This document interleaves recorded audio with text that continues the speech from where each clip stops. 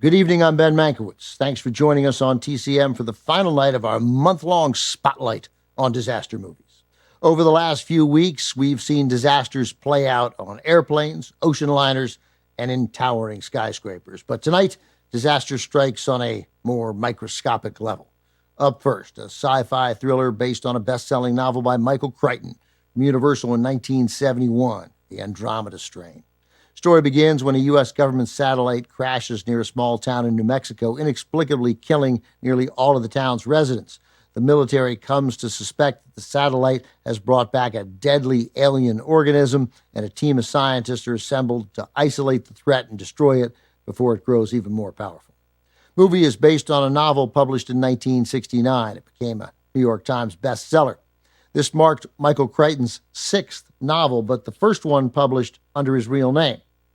The film adaptation of The Andromeda Strain came 2 years later, becoming the first in a long line of successful adaptations of Crichton's novels, continuing with movies like The Carey Treatment, The Terminal Man, The Great Train Robbery, and, of course, Jurassic Park. Crichton also worked in Hollywood as a director and screenwriter. He made his big-screen directorial debut with another quality sci-fi thriller released in 1973, Westworld. Robert Wise directed The Andromeda Strain. He also served as the film's producer. Wise may not be the first name that pops into your head when you think science fiction, but he did direct two other landmark films in the genre, The Day the Earth Stood Still from 1951, and then 28 years later, Star Trek, the motion picture from 1979. Robert Wise was the rare Hollywood director who really excelled across genres, with credits ranging from the nearly perfect boxing noir The Setup to The Body Snatcher and Executive Suite, as well as Somebody Up There Likes Me, I Want to Live, Run Silent, Run Deep, The Haunting, and The Sand Pebbles. He also made a couple of musicals that won a bunch of Oscars, including two for Wise as Best Director, West Side Story and The Sound of Music. This one is from Universal in 1971, starring Arthur Hill, James Olsen, Kate Reed, and David Wayne, The Andromeda Strain.